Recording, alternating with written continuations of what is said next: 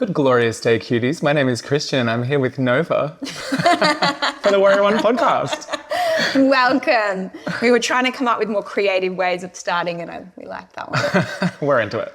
So Kristian is one of our yoga teachers at both the Brighton and Mordialloc Studios. You're also a meditator on the path to be a meditation teacher, which is exciting. Also a ex-professional dancer, mover and shaker. I like to shimmy. To shimmying. Tell us one if someone's on camera. Yes. Fabulous.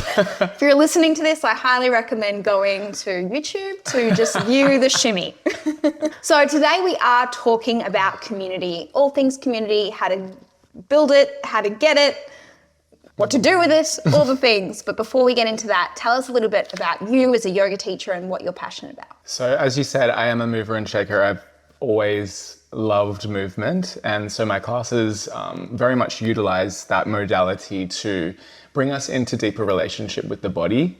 And then as of late, I've kind of been transitioning more into the subtler and more spiritual aspects of yoga, and just try to include everything in my classes. Like you were saying earlier, I love bringing people together and having a shared experience and finding new and creative ways that people can enliven a sense of connection to these beautiful ancient teachings. So that's a bit about me.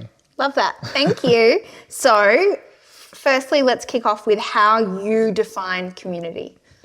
So community, or in Sanskrit we say satsang. Sat translates as truth, and sangha is community, a community of people coming together. And so satsang as a word translates as a group of people moving in the direction of truth. And what truth is that? It's not Nova's truth or Chrissy's truth.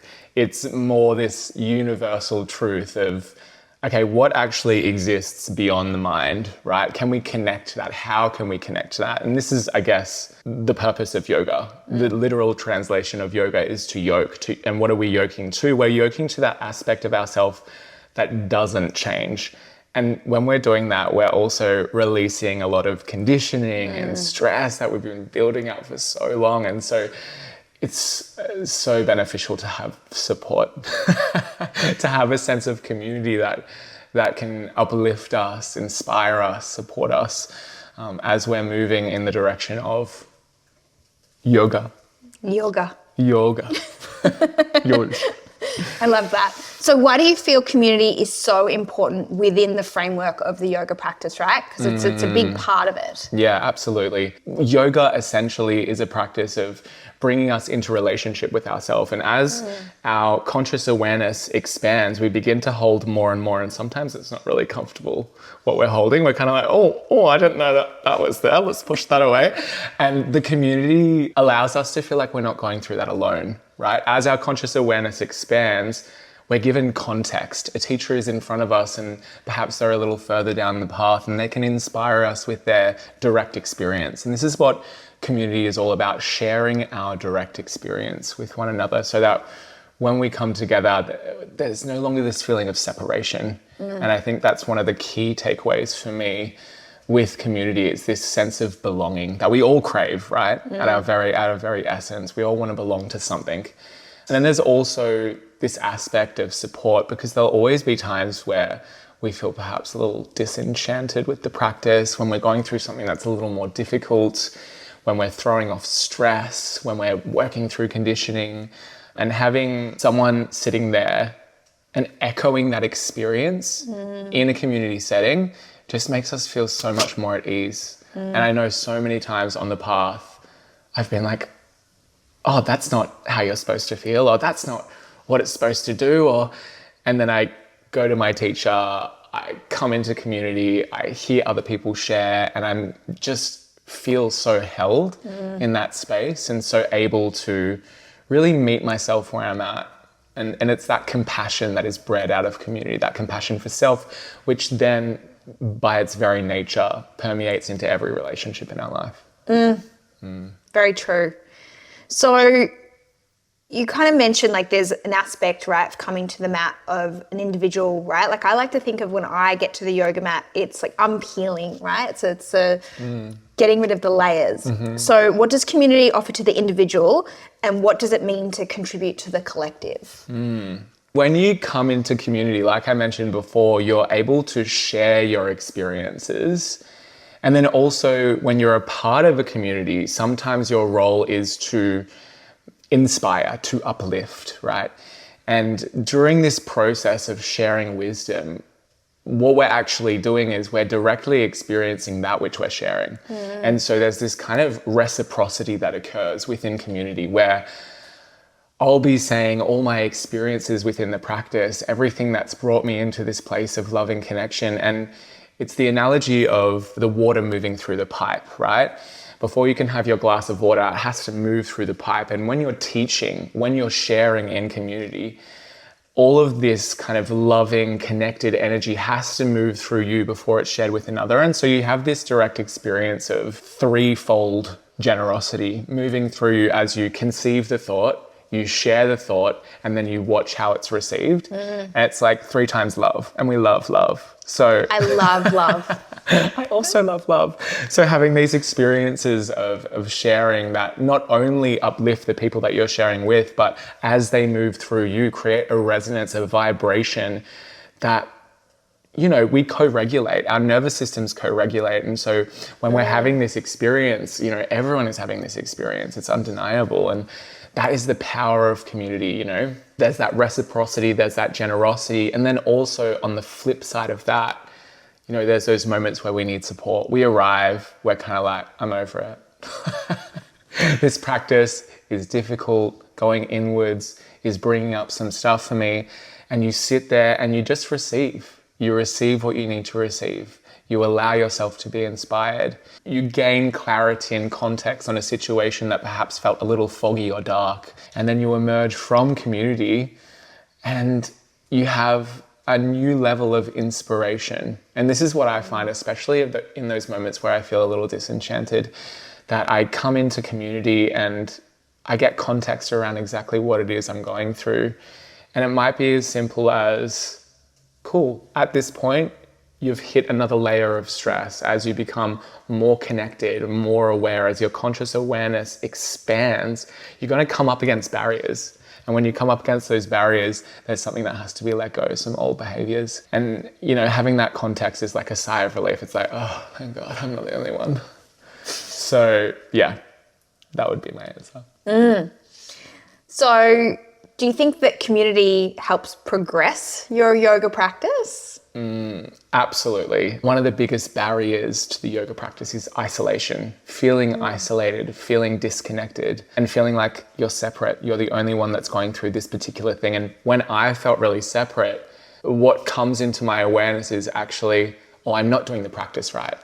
There's something wrong here, right? As opposed to allowing the practice to be the medicine. And sometimes the medicine is a little bit bitter. And we can allow that bitter taste to move through our body and remove anything that needs to be removed, let go of anything that needs to be let go of. And so the individual, they won't feel as much resistance in those moments of perhaps uncertainty. And so as you step into uncertainty with a collective, I use this analogy of the ocean and a wave, right? We all have varying states of consciousness. And when you step into a community, invariably there's going to be people who are further down the path and people who are, you know, maybe been practicing for a little bit less. And you step into a room, and as you step into that community, that collective, you have this experience of being uplifted. You can't help it, right? Everything is being uplifted, and that is going to propel you forwards in your practice. And simply by being there, like I was saying, the co-regulation of our nervous systems, even by being there, you don't have to contribute and you're still getting so much. And I see this in my classes at the studio, you know, people coming and feeling a little frustrated. Actually, the other day, someone came in and she was like, I was just crossing the road and I had a little argument with someone out there. I'm feeling so frazzled. I walked into the studio and emerged and just a completely new person, just purely by allowing themselves to be in that experience of, okay, I'm feeling a little unsettled. Perhaps the behavior that was occurring outside wasn't very relevant, but I'm going to allow myself to sit with it for an hour. You know, if we keep ourselves busy, perhaps there's like a suppressing or an ignoring that happens, and we have this underlying discomfort that remains for hours and hours.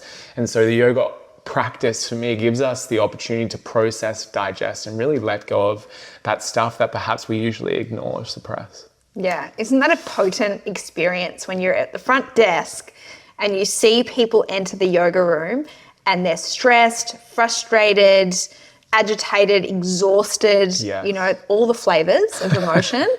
And then the hour goes by and they come out and it's like 20-something different human beings. I know, it's so beautiful. And It's so amazing to witness that. Yeah, the different flavors, like some spicy flavors that step into my class, let me tell you.